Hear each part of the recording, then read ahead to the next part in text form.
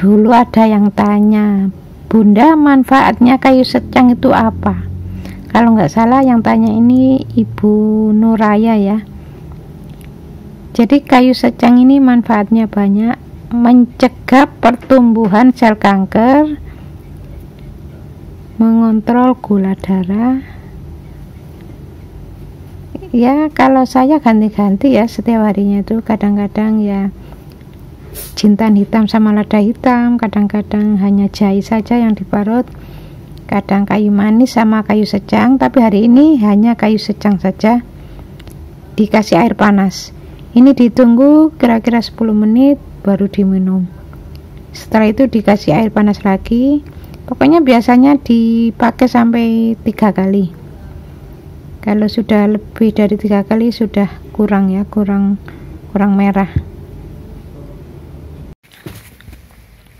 Bismillahirrahmanirrahim. Assalamualaikum warahmatullahi wabarakatuh. Video ini ada hubungannya dengan yang kemarin ya. Yang kemarin itu membahas tentang Mbak Nafisa yang ada bisikan. Ternyata bisikannya itu kok menentang Allah. Nah itu insya Allah sudah ada Dajjal masuk ke tubuh Mbak Nafisa. Mengapa Dajjal itu masuk? Dajjal itu muncul, 1 syirik, 2 musyrik, 3 orang itu berani dengan orang tua, 4 fasik, dan 5 putus asa. Jadi orang yang sudah melakukan kesyirikan, yakni menyembah kepada selain Allah, itu syirik. Pasti Dajjal itu ada. Yang kedua musyrik, orang datang ke dukun, kemudian ada jin masuk, kemudian terjadi sesuatu, berhasil. Dia pikir dukun itu karena bisa berhasil terus dianggapnya hebat. Enggak, dukun itu enggak hebat, karena semua itu terjadi atas izin Allah. Jadi orang yang meminta kepada dukun kemudian berhasil, kemudian ngangkat derajatnya, terus dia ngangkat jabatannya, nah di dalam dadanya orang itu pasti ada Dajjal. Orang begini nih nggak tahu kalau dalam tubuhnya ada Dajjal, itu nggak tahu ya. Kalau itu terus-menerus dilakukan, ya itu nanti bisa ada Dajjal di dalam tubuhnya. Terus yang ketiga, berani dengan orang tua. Seperti Mbak Nafisa ini ya, secara tidak sengaja beliau itu mengembangkan cara berpikir yang berani dengan orang tua. Jengkel, dan itu tidak sekali jengkelnya itu, tapi berkali-kali beliau lakukan. Ya, makanya lama-lama kok ada bisikan ya, terus bisikannya itu malah nggak boleh sholat, nggak boleh Quran. Ini kan sudah menentang Allah. Insya Allah dalam tubuhnya Mbak Nafisa ini sudah ada Dajjal. Terus yang keempat, fasik. Fasik itu orang yang membanggakan dunianya, bangga anaknya pintar, dicerita-ceritakan padahal nggak ada yang tanya. Terus bangga anaknya itu mulai SD, SMP, SMA sampai perguruan tinggi, ranking terus, dapat beasiswa, dibangga-banggain terus. Nah orang tua itu ada Dajjal. Punya suami hebat, dicerita-ceritakan, berarti istri itu ada Dajjal. Fasik itu akan masuk Dajjal, insya Allah seperti itu. Terus yang kelima, putus asa. Jadi orang yang putus asa itu misalnya punya hutang ya sampai bertahun-tahun nggak bisa nyaur, putus asa, masuklah Dajjal di situ, sehingga dia nanti bisikannya itu loncat. Nah orang yang loncat dari gedung itu berarti itu sudah ada Dajjal, sudah masuk, dan dasarnya sudah berhasil. Orang yang bunuh anak, nah ini kan nggak wajar ya, orang tua kok bunuh anak. Tapi kalau ditanya katanya ada yang membisikkan, bunuh anakmu. Akhirnya terjadilah membunuh anak. Ya karena membunuh anak ya dibawa ke kantor polisi.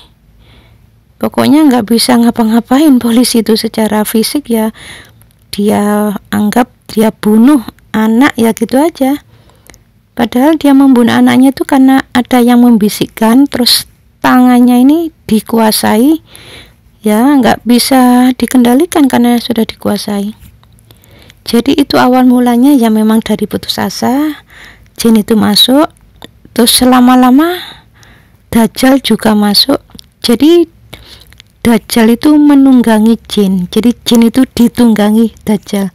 Itulah dalam Islam mengapa kita dianjurkan baca basmalah kalau melakukan aktivitas apapun dan diakhiri hamdalah. Ini ada hikmahnya. Jadi kalau orang mau melakukan sesuatu gak baca basmalah, jin itu masuk.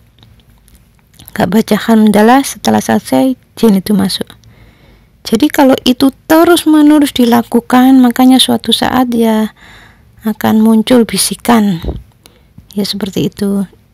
Itu berarti sudah sangat banyak dan numpuk ya, bertahun-tahun belum dimohonkan ampun.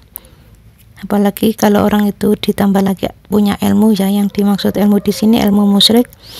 Baca Quran niatnya bukan karena Allah, baca sholawat niatnya bukan karena Allah tapi untuk duniawi. Nah, jin itu masuk. Jadi jin itu masuk karena baca Quran, baca sholawat niatnya bukan karena Allah, melakukan sesuatu tidak diawali basmalah dan tidak diakhiri dengan hamdalah.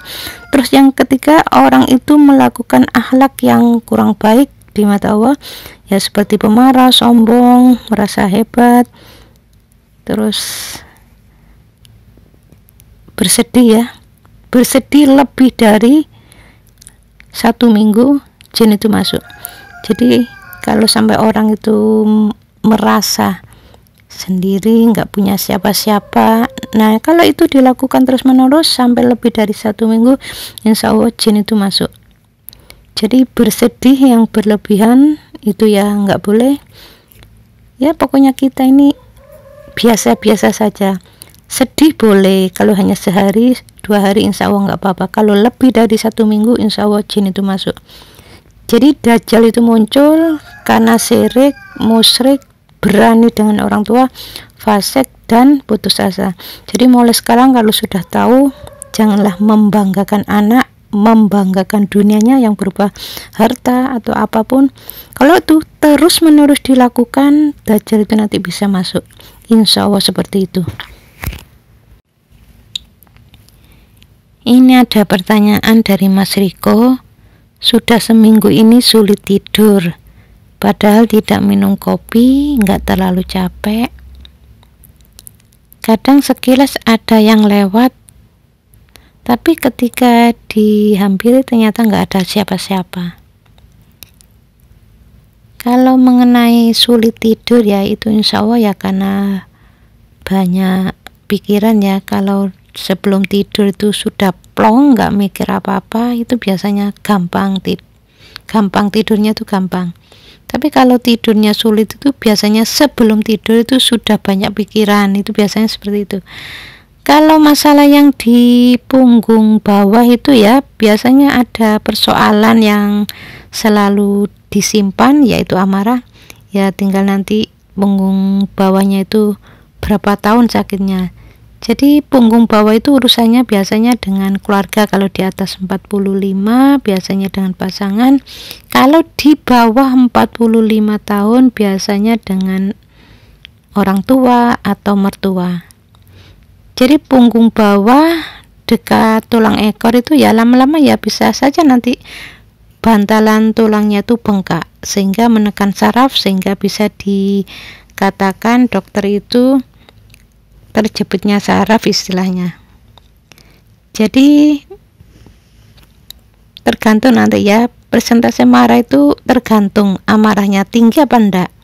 Kalau tinggi meskipun jarang-jarang nanti kuantitasnya itu dinilai banyak, atau sedang jadi marahnya itu marah kecil tapi sering, ya itu sama nanti mempercepat proses dan tergantung imannya ya.